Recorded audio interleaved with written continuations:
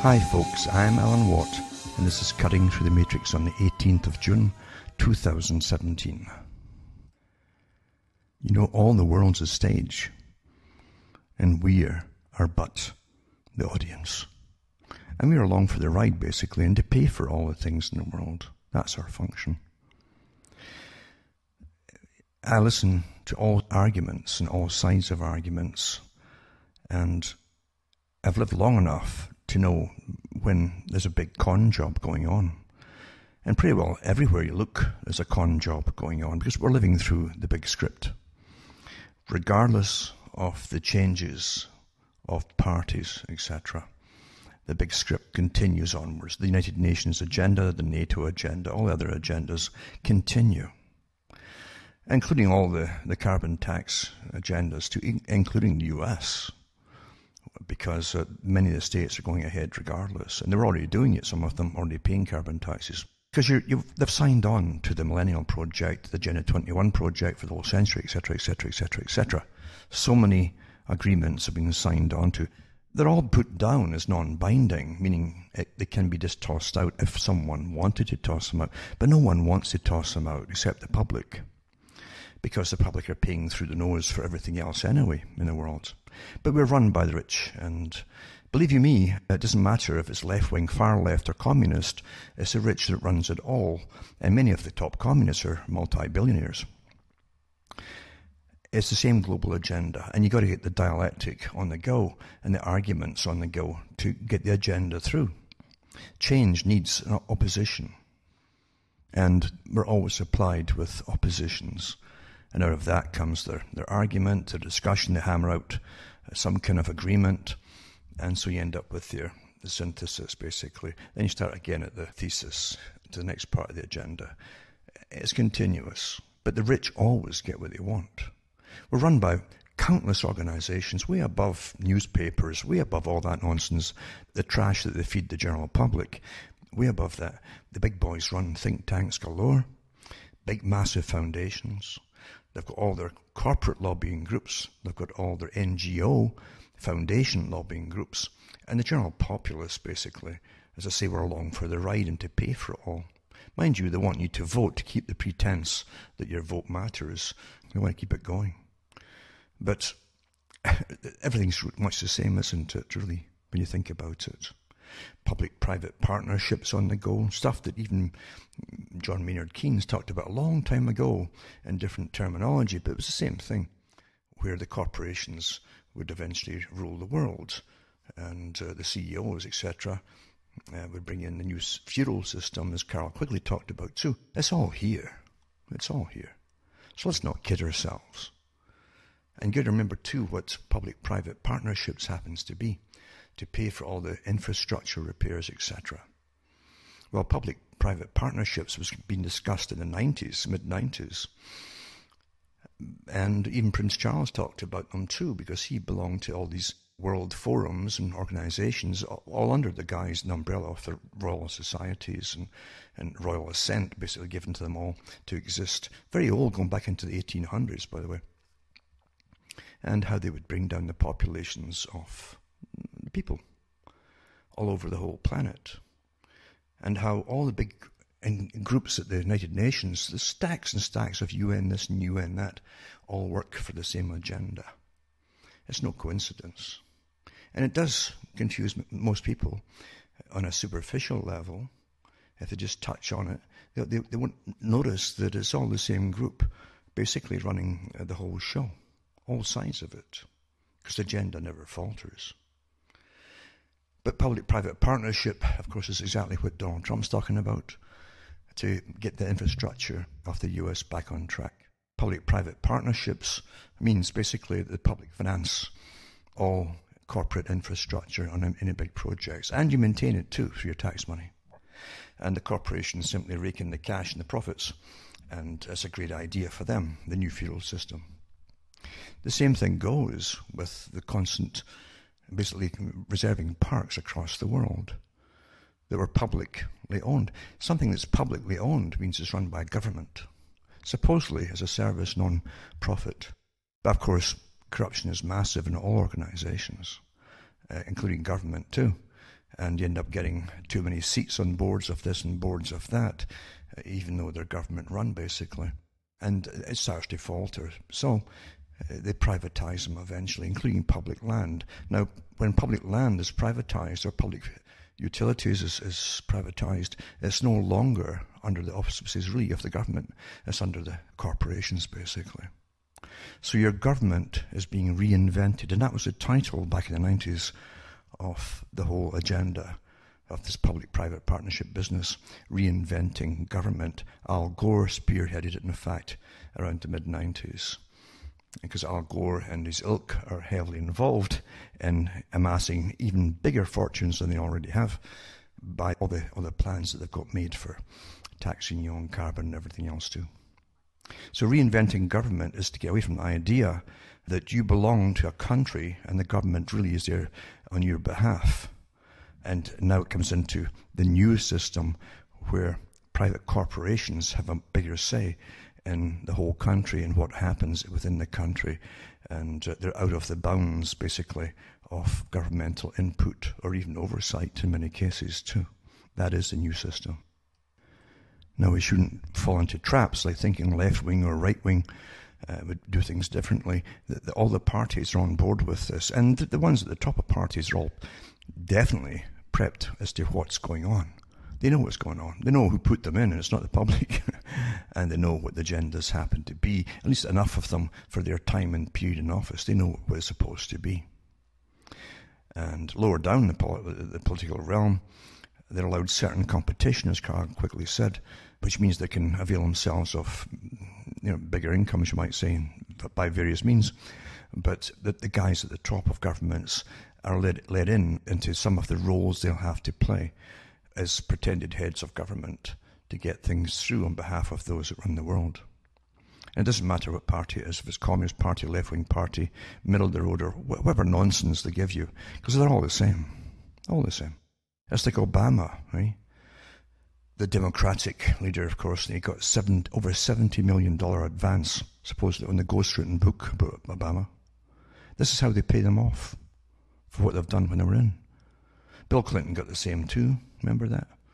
And I'm sure every president's got the same thing going. They just churn out their books, ghostwritten, and then they go and give speaking engagements for like $250,000 here and there. Not bad, eh? 40 minutes. Hard work, that. Hard work. But we live through incredible times when it's really in your face. A long time ago, it was just as corrupt, probably. Maybe not quite as corrupt, I should say. Like in Britain, I can remember in Britain when petty scandals broke out, even innuendos of politicians, little scandals, and the politician would literally stand down, give up their position to save the party and to save the country. That's how today they stand there and boast about what they've done. That's quite something, isn't it? Because we're getting more and more corrupt all the time. And that's the way of it. It's also the way of it, too, to watch the CFR, Council on Foreign Relations, the American side of Royal Institute for International Affairs, which all has international affairs organizations across the whole planet, but the CFR is what they call it in the US, and used to be in Canada, too, to an extent, although they like to use the CG one as well. But it's all the same organization running everything. And they do mention a lot of what they're up to in their Foreign Affairs magazine, but they also put a lot of deception in there too, knowing the public will read it. Fascinating subject altogether when you think about it, the whole idea of running the world and going through 100 years or more of the movements to run the world. I mean, back in the 1800s when the Lord Alfred Milner Group and the Cecil Rhodes bunch were on the go, in cahoots with Rothschild, by the way, to get the diamonds and gold out of Africa and South Africa. It's fascinating to see that the British Empire, as it was called at that time, which controlled about a quarter of the globe. And it's funny to see how they set up all the different institutions under conservation in the 1880s and so on, some even earlier, with the intention of reserving whole chunks of land in different countries to stop the people who belonged in those countries from eventually moving in, farming them, etc. They wanted to keep the population down. a vast array of titles and so on. Lord Alfred Milner was involved in giving the head, made basically the CEO at the time, of different organisations too for the British Empire to do with conservation, where the Crown land, we call it Crown land, would be set aside for HM Queen and so on down through time, which is the same today. And when you see how many parks and UN biospheres and so on they've created since then across the US, Canada, and the whole world, it's astronomical. They've even got one in Europe, and most folk living in Europe don't even know. There's whole chunks of their different countries, which were in different countries, being set aside, and we're not allowed to go on anymore. Because the future has been spelled out, and eventually we're to start becoming depopulated. And I'm not guessing at this. I've read all the stuff put out by Prince Philip and many others about depopulation, long before him too. You had the Huxleys, the brothers, talking about it too. Julian Huxley was far more open about it, need to create a eugenic society, basically sterilise the unfit and all the rest of it, and promoting the same old thing of the elite should basically be allowed to propagate the species, their own species, basically through all the different peasantry, by mandating that they father lots and lots of children by different mothers, etc. It's never stopped, the whole idea of this, but it's quite fascinating to see that the old Malthusian ideas are still alive and well. Actually, they're still camouflaged, but they're still alive and well to the extreme. Still going on. And of course, with it all too, the elite, who see themselves as a separate species, basically, have no problem bringing in all kinds of people into Europe from Africa and elsewhere. They have no problem at all about that, because they don't see the eradication of the native populations as anything to weep over. They really don't, because they don't feel any more for a peasant in North Africa or South Africa or China to compare to the British peasantry. They really don't. And the arrogance that's come out of their mouths is astounding. They're quite open about it in the big world meetings that they have. Quite open about the need to really depopulate the general population. They were even having meetings, global population meetings, at the beginning of World War II in London. And then another one at the end of it too. Knowing that many were going to get killed off in a world war, which is already underway in 1940 in Britain, but it didn't matter. They wanted. They knew they wouldn't kill off enough, basically. There's never enough. And what gets you is the fanaticism that these people have about depopulating all of you. But mind you, too, even when they've completely repopulated Britain and Europe with other cultures, they're quite confident they can manage those ones too. And then the contamination that destroyed the native populations via Hollywood and everything else, and all the movies and their own BBC and their TV dramas, etc., all weaponized. And the whole industry of sex, drug, rock and roll, etc., and promiscuity, they can do the same thing eventually with all the incomers, and they'll eventually die out down the road too. So they really have no favourite people, you might say, amongst the general peasantry of any country. and they're quite open about it too. In many of their speeches, again, to the global societies, which they actually run from royalty, basically, you really would fall off your chair if you were there and you heard these speeches about depopulating the general peasantry, basically. They're talking about culling, and that's the term they use. They cull the animals, and they always give the same examples that royalty's always been into. They have all their gamekeepers for all their lands, take care of all the animals, so as if they get bored one day and want to go out and slaughter a few animals, they can go and do it, just for the fun of it. And they say there's the need to cull them down when they get too numerous for a particular species or herd, etc. And then, of course, they go on to the human angle and say, well, most folk can understand that, but when it comes to the human element, like in the same boat basically. We have a blind spot, and that has to be overcome. When you look at this one here, for instance, the preface to Down to Earth by Prince Philip, 1988. And it says, I don't claim to have any special interest in natural history, but as a boy I was made aware of the annual fluctuations in the number of game animals and the need to adjust the cull to the size of the surplus population. And then he goes on another one here, when he was getting an honorary degree from the University of Western Ontario, Canada, July 1983. For example, the World Health Organization project designed to eradicate malaria from Sri Lanka in the post-war years achieved its purpose.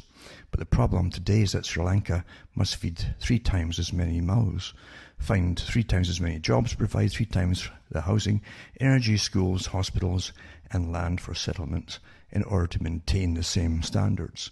Little wonder the natural environment and wildlife in Sri Lanka has suffered. The fact is that the best-intentioned aid programs are at least partly responsible for the problems. Now, the thing is, too, remember that the fact that the mass immigration policies of Britain into Britain, the claim were because the people in Britain were not having enough children for the future. That's the claim of it, which is nonsense too. Because after all, if the whole point of depopulation is to reduce your population, then you should be happy if it's really plummeting, but they're not. They're happy if it's plummeting, but they're also not happy that it's plummeting because they bring in more people to fill the spaces that should have been filled by the folk who lived there in the first place. You can't win, in other words. It's quite amazing. Right? And another one here too, a lecture to the European Council of International Schools in Montreux, Switzerland, 1986, November 14. The great difficulty about life is that we humans are part of it, and it's therefore almost impossible to study objectively. It therefore tends to be anthropocentric and gives scant attention to the welfare of all the other life forms which share the planet with us. He goes on and on and on. And many little quips he's given out over the years of these meetings, trying to get the point across that there's just too many of you. Too many of you, basically. That's the whole point of it. And I look at all of you as a person that I'm one of, because I grew up in Britain, and the history of Britain really was just suffering, basically, through feudal systems, all the way up to the industrial era, where they were crowded into the cities. And back then, they'd have quite a few families, many children and so on, all crammed into single rooms, so sometimes 4 families would have to share the place themselves. They didn't have all the mod cons either, remember, there were electricity or toilets, etc. They were just there to supply the labour, the cheap labour, very cheap labour, and do 12 to 16 hours a day sometimes, quite often in fact, of work for the masters of the cotton industry and all the other industries that they had, and the mining industries as well. And then after that, when they were supposedly coming up into a better lifestyle, you had World War I and World War II, etc., etc. And they were taxed for it into the ground, basically, and the country never really recovered. Now, the multi-billionaires became even wealthier because they ran the arms industry, and they were in cahoots, of course, the elite of Britain, with the big bankers that they already had fronting for them in the US that lent to all sides during World War I. And the incredible, and I've got the records here of who made how much money. It's just astronomical of what these big bankers were doing with their loans. And again, when they claim it's a dodgy loan because you might lose the war, they made sure that the win or lose, you'd still pay up, and the compound interest would be astronomical because they were lending at an incredibly high rate of interest too. So war is great for business, for the big banking families. Again, too, you can go into so much of that. But again, you've got to understand that when you have people like Prince Philip and the organization going back into the 1800s that runs all the different conservation organizations that you hear of today, all the well-known names. They partially fund them. The big foundations also front for them all. They also fund them, and they all work under this umbrella group called the United Nations, which again is the embryo for world government, set up a long time ago under the League of Nations to try and bring in world government too. And the Council on Foreign Relations, Royal Institute for International Affairs, they're all part of the big push to bring in their own system. Even when they pretend once in a while to disagree or argue with each other, they're not arguing at all. It's to confuse the public so you don't catch on that one massive system runs the world. And you're living through its agenda. And you've no say in the matter. Philip also said, a farmer is respecting the natural system and practicing what ecologists refer to as maintaining a sustainable yield. Very important term, that sustainable. It's through everything today. Goes on to say this is the basis of the economics of nature. It's just as important as the economics of money, since no human activity can be considered in isolation from the natural world, which is our life support system. In other words, once you have interfered with the balance of nature, it becomes necessary to maintain the balance by artificial means. This means that some animals have to be killed in the interest of maintaining the health and the viability of the species as a whole, as well as the benefit of other more vulnerable species. Unfortunately, there are many people who object to that sort of thing. Ecology is not concerned with the fate of individual animals. It accepts the concept of the exploitation of surplus natural resources because that is in the way the natural system, how it works. But it must always be done on the principle of maintaining a sustainable yield. The inexorable rule of nature is that if you mess up your environment, you'll have to pay a heavy price sooner or later. Just look around the globe, and today you cannot fail to notice that areas which at one time supported highly successful and civilized populations, and they're either deserts or they have reverted to jungle. The reason is quite simple. They over-exploited their natural resources, and they paid the price. It is naive to think that we can escape the same fate for very much longer. We're only managing to put off the evil hour by frantically digging up and using mineral resources that can never be renewed. As if that were not enough, we are polluting the atmosphere, the land, and the waters with every kind of noxious substance, and so on. So you understand, it's fine for them to go around in their big jets around the whole planet, some of which even have their big cars in it, like Rolls Royces and so on. They're Prince Charles likes. But for you, see, it's all your fault, what's happening to the world, not theirs. It's your fault. It goes on and on and on. As I say, that there's so many quotes from this particular guy. Prince Philip's been hammered occasionally for putting his foot in it, you might say, because he's rather blunt and straightforward. Mind you, I'd rather have someone who is blunt and straightforward than someone who smiles to the public and gives different talks completely to his own peer group. And you find that Philip is basically straight to the point, regardless of who he's talking to, doesn't matter. And if more people actually were more open like this, we'd know exactly what's going on. And unfortunately, there's too many folk that can bite their tongue and play to the public, basically. It's sad indeed. But anyway, you'll find lots and lots of gaffes, you might say, like a gaffe. Is where he puts his foot in it from different comments that he's made, because he's very, very blunt. But it also shows you the arrogance of those who simply inherit the positions that they have, basically.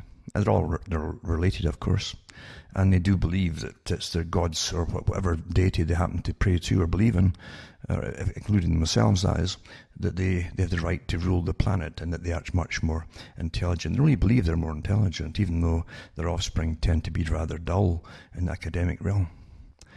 But reality doesn't matter. The fact is they do have these opinions. It's more than opinions. They are actively involved in trying to get the world to depopulate fast. And when you look at the wars across the world that are kicked up now and then, and if you look at the famines you have in different parts of the world, including Africa at times too, because of warfare, or because certain foodstuffs aren't getting in or out or into a particular area, or populations that used to migrate, and it's a big thing too. They would migrate across borders into other territories. At one time it was all just land, basically. There were no territories to an extent. Now they'll have territories and borders, etc. And now they can't move when it's their time to move into other grazing lands, etc. And so they end up starving. There's corruption everywhere, naturally, too. And I think the corruption is really always managed. People at the top are always bought off, and that's the way the world operates, unfortunately. And you can always find corrupt people in all nations. Africa's definitely got its hands out too, from its leaders to the world. That's its downfall too, to an extent. But the big globalists, as I say, they have no problems with being involved in fomenting wars across the world. And then pointing to the wars and then blaming the whole of societies everywhere for causing them, because it's always your fault. It's your fault that you breathe, of course. And after all, it's only the fit who should survive into the future. That's what Philip really means here, is that those who have held on to their power through generations, power and wealth through generations without losing it, are the rightful inheritors of the planet. That's what they truly believe, and there are many statements that have made that too in the past. So all of you and all of me have to just die off and go quietly. That's what they want. And as I say, you could spend days and weeks going through all the different quotes by those at the top on this particular subject of all of us and how we should just go quietly. That's quite something. Now, getting back to what I was saying at the beginning, and that was to do with sustainability and then into public-private partnerships. This big con that was launched upon the world when they came out with reinventing government, and that's how they would do it. Now, as I say, you're defined by your own position within a nation, even though that's on the way out naturally, by those who own the world. But what they do is to get you to accept the fact that it's changing, even though you have no say in the matter. And so they simply call it reinventing government. It sounds like a kind of passing fad to the general population. They don't realize this is a big deal. And it literally gives government a different role. A role where they can form international relations, like the G20 and the G this and the G whiz. All these groups that you don't vote for, where they can sign agreements with all countries across the planet, international organizations and so on, and sign your rights away through various agreements. And so that's completely different from where a government was supposed to always be, where it's there for you to stand up for your rights, etc., and to make sure that you were looked after in your own country, and that your rights weren't sold from underneath your feet, as they are today, by international organizations, or that your president or prime minister is part of the international organization too. Who gave them the right to do that? Well, the big clubs that they belong to: CFR, Council on Foreign Relations, Royal Institute for International Affairs, European International Affairs, and all the other international affairs. They're all the same group. Then that's what they belong to before you vote them in. And therefore they're simply doing what they're told to do by the organizations they already have sworn allegiance to. Quite easy, isn't it? But the agendas go on, even though they're giving you this kind of drama. It's almost like a media drama. That's a new kind of form of news, this media drama. Pretty well fictional too, of who's saying what and who's going to get put in trial for what or impeached for what and so on. It's all he said, she said stuff, isn't it? That is what they're giving you for news now. And interestingly too, that's what the big boys wrote about a long time ago for their world, that they would wean the public away from the idea of democracy and having rights in such a clever way you wouldn't really notice so much, so obviously and instantly, in other words, that you had no rights. This might take them away bit by bit. And the only reason we've taken these away from you is to keep you safe in an age of terrorism, etc., etc. That's how it's done. But in other words, too, all they're giving you for news now is almost like gossip and trivia as opposed to any kind of reality. Now remember that the Project for New American Century still has a bunch of countries to take out. And they published them in the 90s. Bush Jr. and the group, the neocons, went to war with Afghanistan and Iraq and across the world. And it hasn't stopped. And even when Obama got in, there was even more wars on the go under his term. And Rumsfeld and others in Cheney congratulated Obama for continuing the same PNAC wars. Well, Trump promised a certain group to take out Iran and to deal with Syria, and of course that has to be fulfilled too.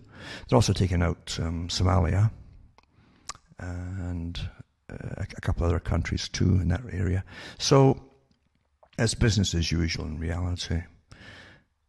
But anyway, here's a little article here about Trump's war, basically, and it's to do with this fake trade war with Canada. They have this every so many years, actually. Mainly to do with the same stuff like lumber, etc. Now remember too, we're a non-manufacturing country now in Canada pretty well. Everything's imported. Clothing, everything is imported. The US is much the same. And this is a piece here trying to make it. This is from the Foreign Affairs magazine, which is CFR, which again is playing a game here because they know it's all worked out because the CFR runs both Canada and the States. They're the advisors to governments across the world. That's their own boast. And I'll put up a link about that, gives you a little bit on about the old tariffs that were passed before, back in the 1930s and so on, like the Smoot-Hawley tariffs. They got them all at loggerheads to do with agreements, etc. It also talks too about the early free trade agreements and NAFTA agreements.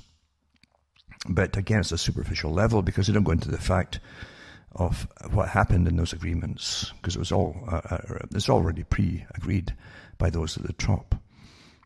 I could go into it in much more detail, but there's no point really. And most folk really don't care anymore, including the fact that even the computers they had initially for the free trade agreements and then the NAFTA group were from the US, and they had the passwords right into them. Canada had to buy a whole new sets of computers to deal with that when they found out. But apart from that too, there's a lot more to it, and I won't go into it again. I've talked about all this stuff in the past, and at cuttingthroughthematrix.com, go into the archive section, and you'll find talks on it that I gave back years ago to show you all the cons that were going on. Remember too, I always forget this, you can still donate to me or buy the books or discs I have on the site, the website. You can find out how to do it going to the website, cuttingthroughthematrix.com. Because it takes money to keep even this stuff all going. And I never harp on about money enough at all. But when I see what people are bringing in, even for what they're calling their crowdsourcing and this and that and the other, personally I feel a bit embarrassed about all that kind of stuff. I never do that. I just ask for occasional donation once in a blue moon, and that's all. So remember too that everybody's here. It's like television. We're all here until we die. And then one day we're not here, and you wonder, why not? That's what you'll wonder, why not? And to be honest with you too, the old system that was on the go right up into the 90s, late 90s, is all gone. The whole system of fighting the globalist system is all gone. It's been taken down very cleverly. There's a big story to that too of the Trojans they put in to bring it all down, if you haven't noticed. Some of you may have noticed, I don't know. But we go into this article here. President Donald Trump is launching a major push for $1 trillion overhaul of the nation's roads and bridges. That's $1 trillion. A key item on his domestic agenda has gained little traction and so on. And he plans a series of events this coming week to highlight his effort to modernize American infrastructure, highway, waterway, electrical and airway systems on which the nation operates. Now, again, that all goes right back to the 90s. Al Gore reinventing government and basically privatizing all the government, all publicly owned areas, basically. That's what it means. That's what all this is about, the really privatization of everything. That's your highways, your waterways, electrical, airway systems, everything. That's what it means. Because something's either public or private. But when you get public-private partnerships, you're into their whole reinventing government system. And if they want to reinvent government, then they should have a vote for everybody on that. But they never will. So don't take these little terms like they're light, reinventing government or public-private partnerships. This is the big, big globalist agenda.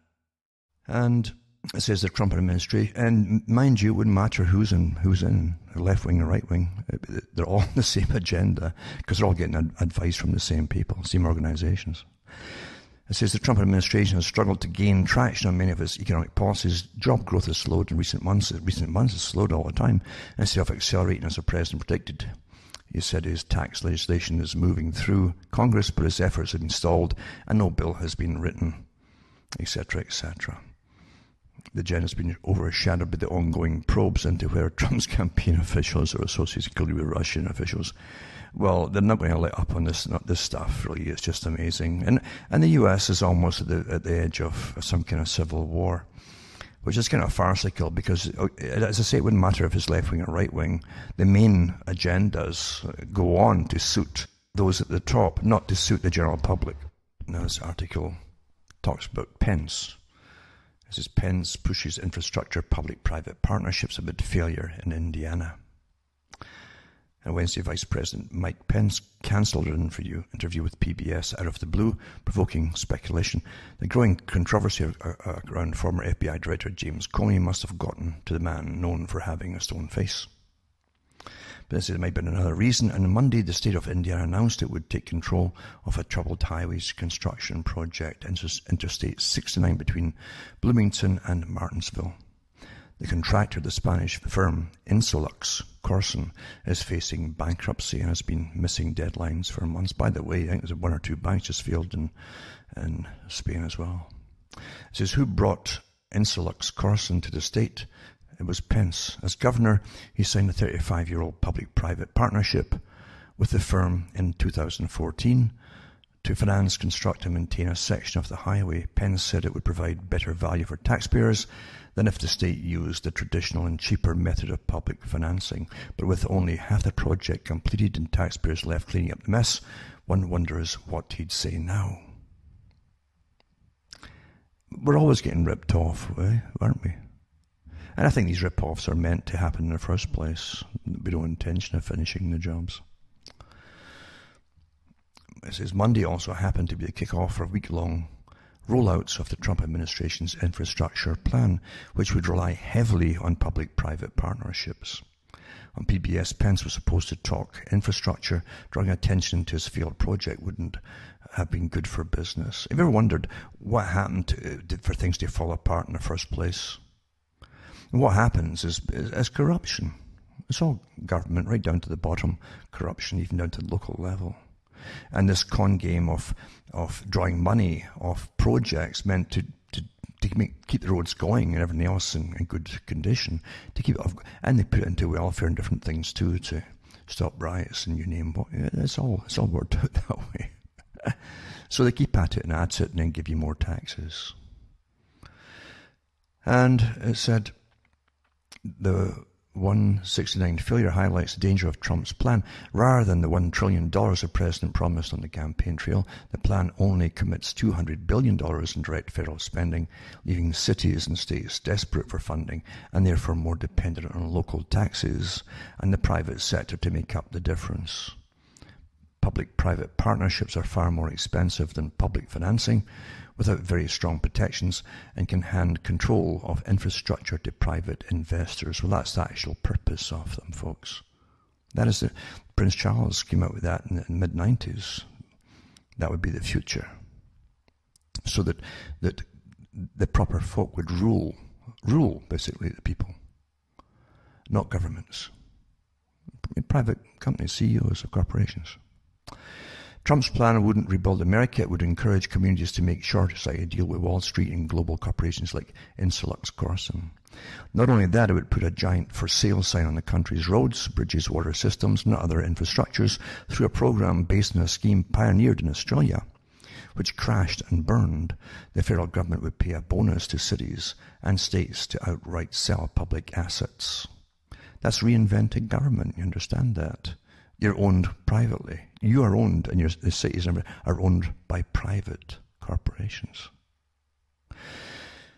It says there's no question we need to invest in rebuilding our infrastructures for the 21st century, but federal support should help cities and states maintain public control, avoid tolls and fees, create good jobs, and protect the environment, etc. Trump's plan clearly helps someone else, Wall Street and global corporations, but as I say, there really are no good guys here. It's all left and right. It's all the same. It's one agenda, and they all know it too. They all know it. Of course they do.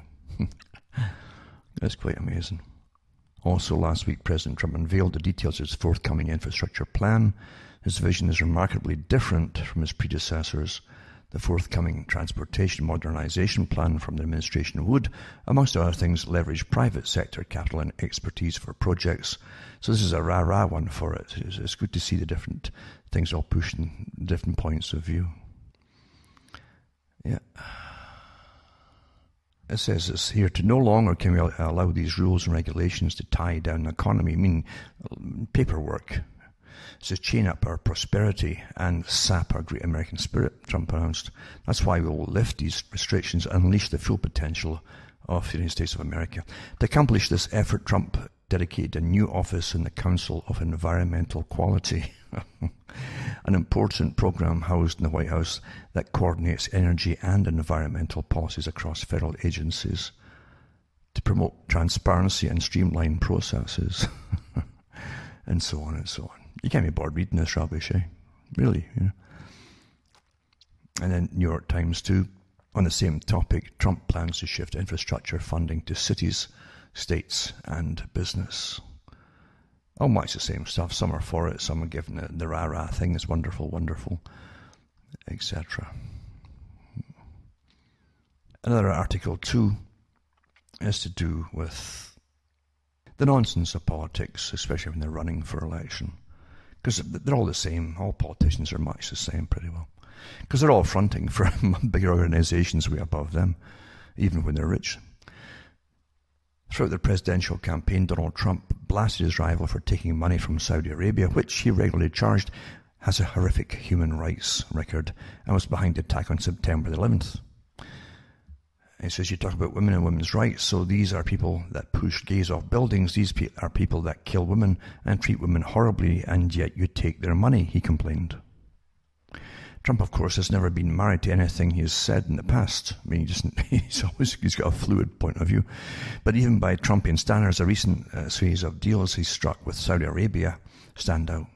The two that make the news, $110 billion arms deal with this group that he was blasting supposedly when he was running. It's all act. It's acting. Sure, it's acting. Of course it is. So the $110 billion arms deal and a $100 million gift to Ivanka Trump-inspired endowment are remarkable in their own right. But the third, which was rolled out much more quietly, is less stunning. The Saudi kingdom joined forces with a top outside advisor to Trump to build $40 billion war chest to privatize U.S. infrastructure. There you go, public-private again. The vehicle would employ the same kind of public-private partnerships known as P3s the Trump administration has endorsed for its trillion-dollar infrastructure plan. The deal hands over control of projects to rebuild American roads and bridges to private sector and a foreign country.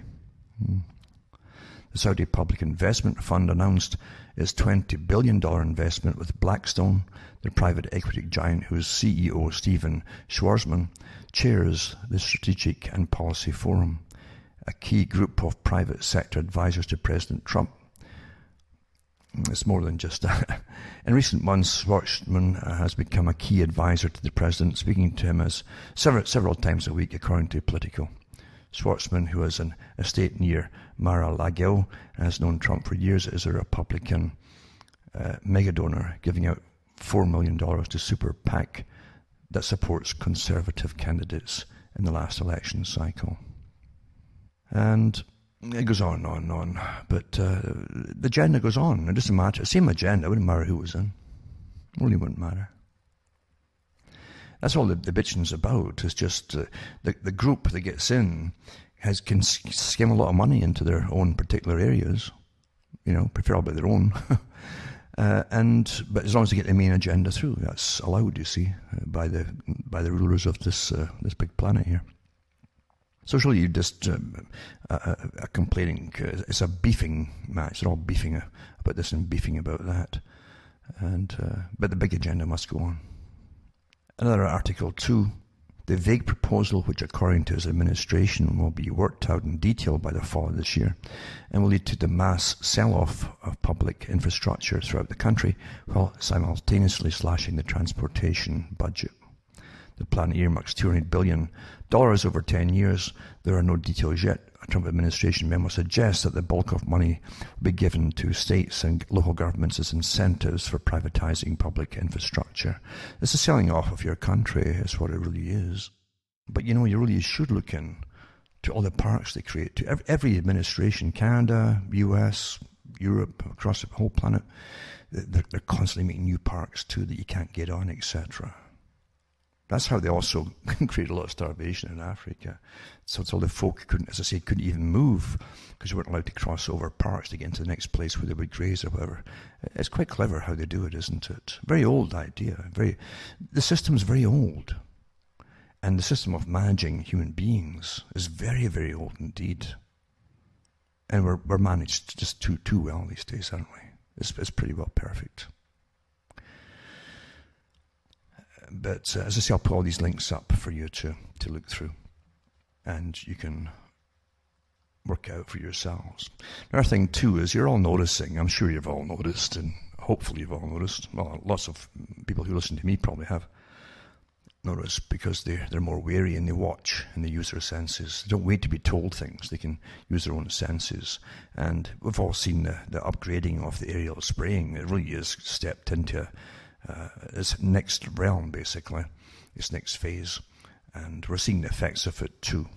And I'll just touch on a little bit tonight, which is kind of rehash stuff to an extent about owning the weather by the Air Force and things like that, because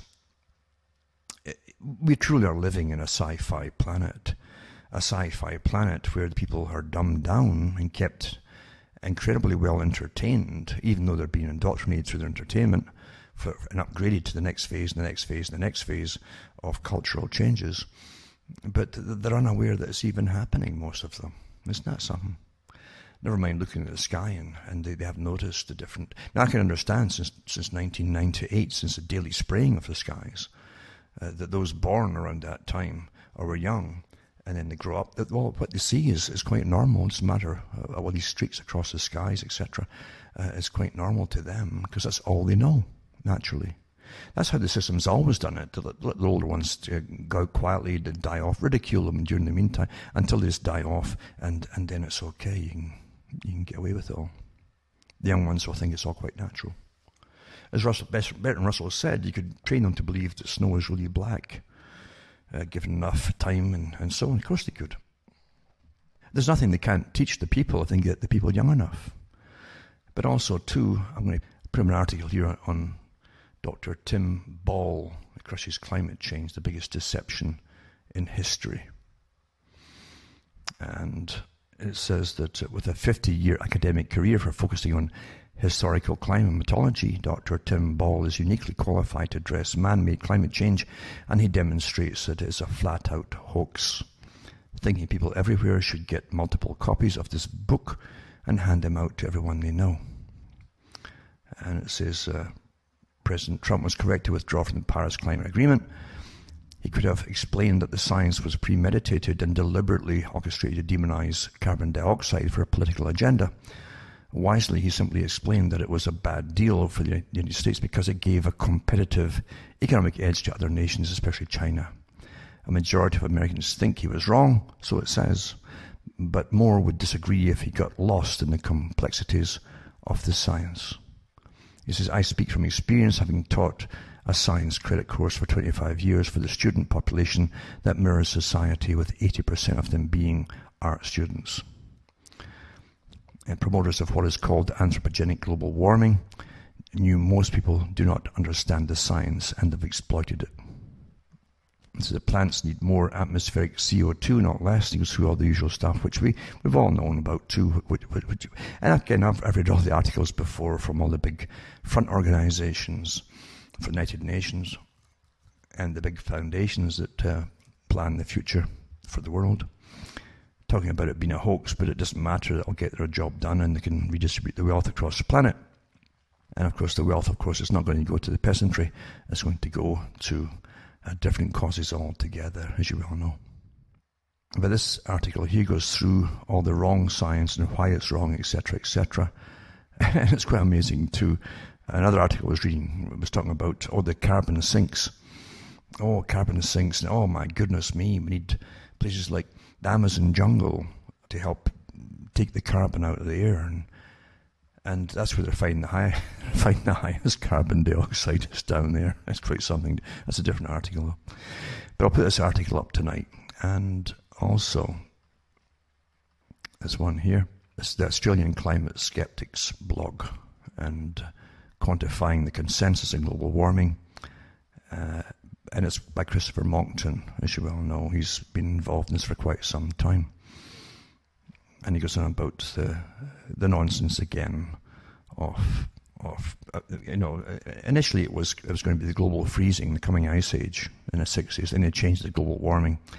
And once again, the climate didn't cooperate with the big agenda, so they simply call it climate change now. It's quite sad. And you can't lose with that, because it can be anything at all is climate change. Even the weather from day to day has always been climate change.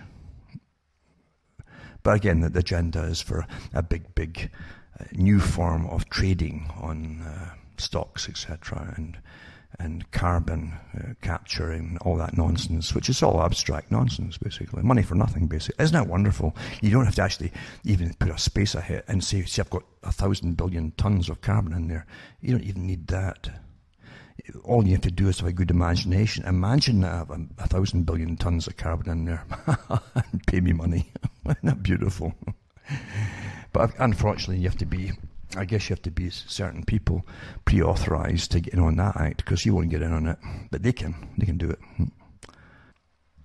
And over the years, I've read articles where ships going out to study the climate and north-south poles and so on got trapped in the ice, and this is after they called it global warming, and then they get trapped in the ice and then they have to get rescued. Well, here's another one.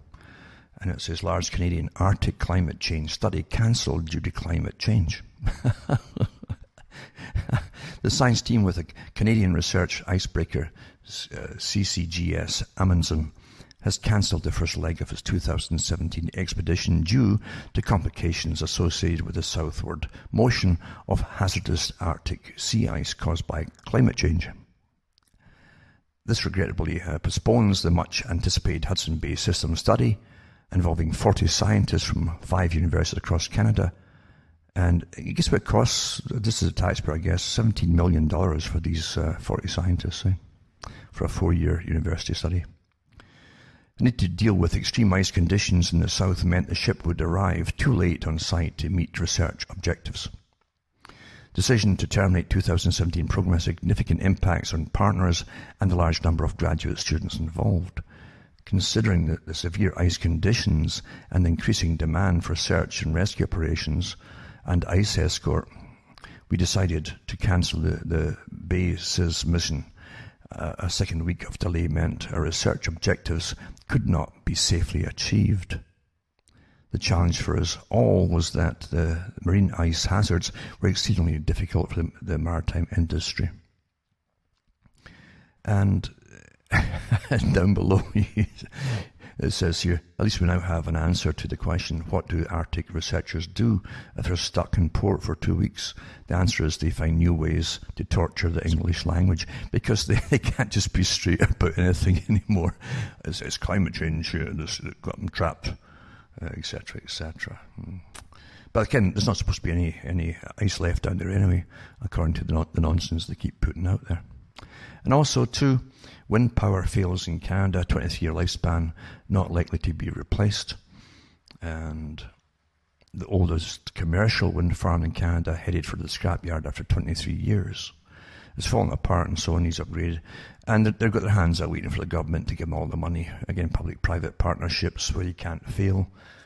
And no doubt the taxpayer will end up funding it all. And so on. If it wasn't for the public, there'd be no profits at all, for these big corporations.